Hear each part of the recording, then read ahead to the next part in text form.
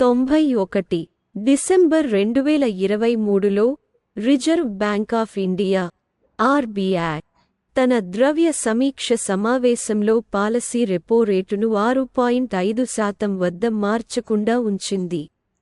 MPC యథాతథ స్థితిని కొనసాగించిన వరుసలో ఇది ________________________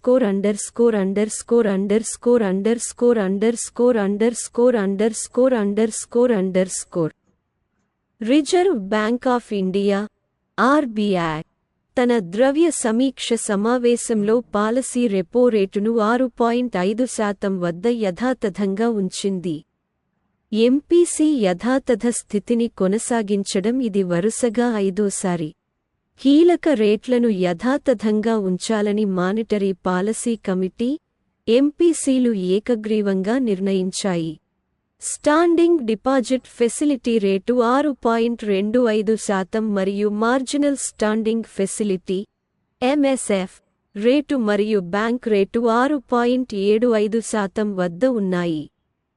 విధాన వైఖరిని యథాతథంగా కొనసాగించడానికి ద్రవ్యోల్బణం తగ్గుముఖం పట్టడమే కారణమని, ప్రస్తుత 2023 నుండి 24 సంవత్సరానికి వాస్తవ జీడీపీ వృద్ధి అంచనాను అంతకుముందు 6.5% నుంచి 7%కి సవరించామని ఆర్బీఐ గవర్నర్ తెలియజేశారు.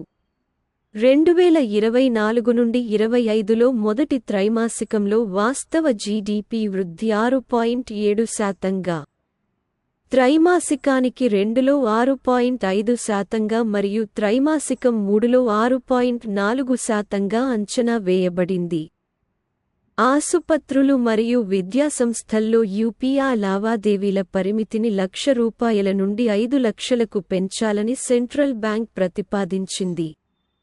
వృద్ధికి మద్దతునిస్తూ ద్రవ్యోల్బణం క్రమంగా లక్ష్యానికి అనుగుణంగా ఉండేలా చూసుకోవడానికి వసతి ఉపసంహరణపై దృష్టి సారించాలని 6 మంది సభ్యులలో 5 మంది సభ్యుల మెజారిటీతో ఎంపీసీ నిర్ణయించింది. 92 ఫోర్బ్స్ ప్రపంచంలో అత్యంత శక్తివంతమైన 100 మంది మహిళలు జాబితా 2023లో భారత ఆర్థిక మంత్రి నిర్మలా సీతారామన్ ర్యాంక్ ఎంత? కేంద్ర ఆర్థిక మంత్రి Nirmala Sitharaman, HCL corporation chairperson Roshni Nadar Malhotra, steel authority of India chairperson Soma Mondal మరియు Biocon executive chairperson Kiran Mazumdar Shaw Forbes వార్షిక జాబితాలో ప్రపంచంలోని అత్యంత శక్తివంతమైన 2023 మంది మహిళల జాబితాలో 100 మందిలో 4 భారతీయులు.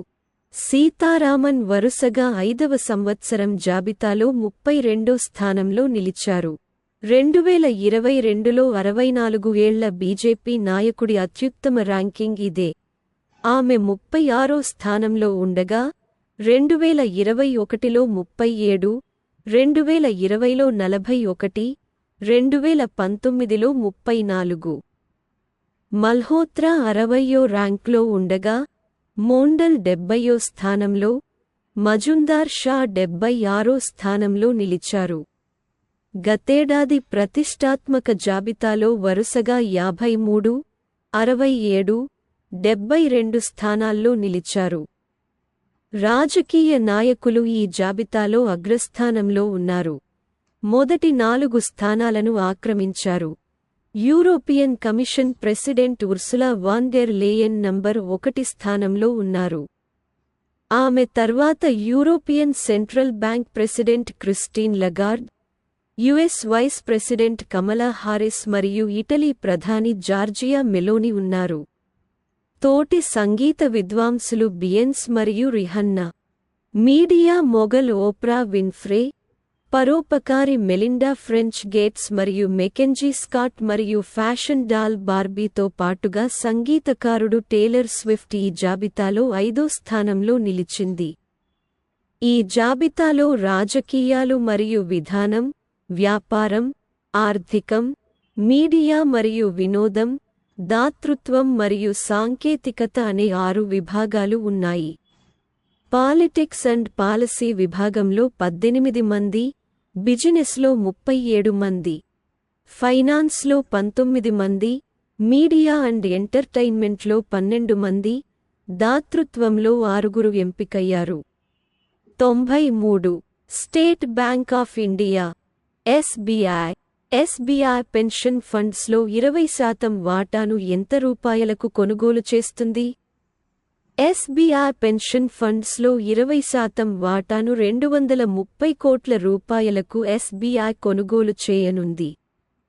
State bank of India SBI, central board ECCB, executive committee SBIPFPL, SBI pension funds private limited లో SBICAPS, SBI capital markets limited కలిగి ఉన్న 20% వాటాను కొనుగోలు చేయడానికి బ్యాంక్కు తుది ఆమోదం తెలిపింది. ఎస్బీఐ యొక్క రెగ్యులేటరీ ఫైలింగ్ ప్రకారం డిసెంబర్ 15, 2023 నాటికి పూర్తయ్యే ఈ కొనుగోలు 229.52 కోట్ల రూపాయలు నగదు పరిశీలనకు ఉంది. ఎస్బీఐ సిఏపిఎస్ అనేది ఎస్బీఐ యొక్క పూర్తి యాజమాన్య అనుబంధ సంస్థ. కొనుగోలు తర్వాత స్బికిస్బిప్లో 80% వాటా ఉంటుంది. మిగిలిన మొత్తాన్ని ఎస్బీఐ ఫండ్స్ మేనేజ్మెంట్ లిమిటెడ్ కలిగి ఉంటుంది. రెండోది ఎస్బీఐ 62.53% మరియు అముండి 36.73% జాయింట్ వెంచర్. 2023 మార్చి చివరి నాటికి ఎస్బీఐపిఎఫ్పిఎల్ నిర్వహణలో మొత్తం 3,39,006 కోట్ల రూపాయలు ఆస్తులను కలిగి ఉంది. FY23లో 53.50 కోట్ల రూపాయలు నికర లాభాన్ని నమోదు చేసింది. 94 మ్యాక్స్ లైఫ్ ఇన్సూరెన్స్ చైర్మన్గా ఎవరు నియమితులయ్యారు? మ్యాక్స్ ఫైనాన్షియల్ సర్వీసెస్ యొక్క మెటీరియల్ సబ్సిడరీ అయిన మ్యాక్స్ లైఫ్ ఇన్సూరెన్స్ కొత్త చైర్మన్ రాజీవ్ ఆనంద్ను కలిగి ఉంది. Max Life insurance board of directors chairmanship మరియు మెంబర్షిప్ నుండి అనిల్జిత్ సింగ్ వైదొలిగిన తరువాత ఇది జరిగింది. ఈ ఎలివేషన్కు ముందు మాక్స్ లైఫ్ యొక్క నాన్ ఎగ్జిక్యూటివ్ డైరెక్టర్ ఆనంద్ను Axis bank limited Max Life insurance చైర్మన్గా నామినేట్ చేసింది.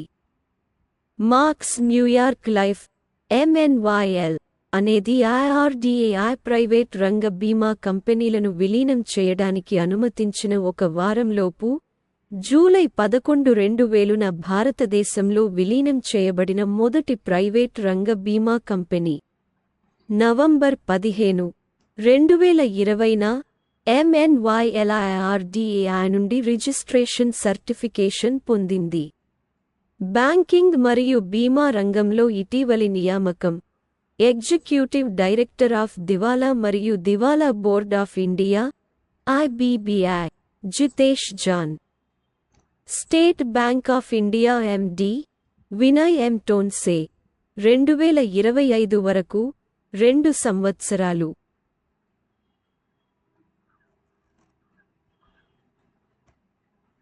Jio financial services director Isha Ambani, Anshuman Thakur మరియు హితేష్ కుమార్ సేథియా.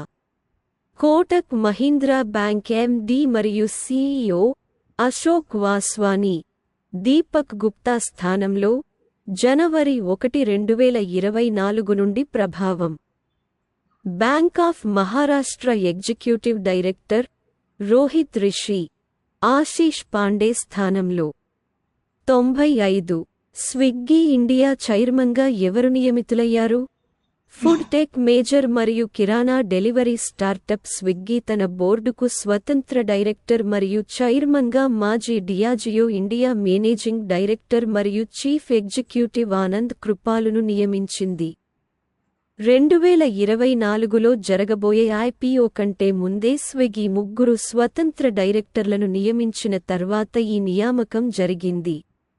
ఢిల్లీవేరీ వ్యవస్థాపకుడు మరియు CEO Sahil Baruva, chief chairman మరియు మేనేజింగ్ డైరెక్టర్ మల్లికా శ్రీనివాసన్ మరియు శైలేష్ హరిభక్తి మరియు అసోసియేట్స్ చైర్మన్ శైలేష్ హరిభక్తిని ఫిబ్రవరిలో స్వతంత్ర డైరెక్టర్లుగా నియమించారు. యూనిలెవర్, క్యాడ్బరీ PLC, మోండెలెజ్ మరియు మెరకో మరియు స్పిరిట్స్ తయారీదారు డియాజియో వంటి పెద్ద వినియోగదారు కంపెనీలలో పనిచేయడం ద్వారా కృపాలు యొక్క అనుభవం స్వేగి పరిశ్రమలో అతని నైపుణ్యాన్ని పెంచుకోవడానికి సహాయపడుతుంది. ఇటీవలి నియామకం మార్స్ రోవర్ని ఆపరేట్ చేసిన మొదటి భారతీయుడు అక్షతా కృష్ణమూర్తి. సియాచిన్లో నియమించబడిన మొదటి మహిళా medical officer captain Geetika Kauls. Dehradun ఆధారిత Indian council of forestry research and education ICFRE DG Kanchan Devi. ఓపెన్ఐలో తాత్కాలిక CEO మీరా మురతి సామ్ ఆల్ట్మా స్థానంలో.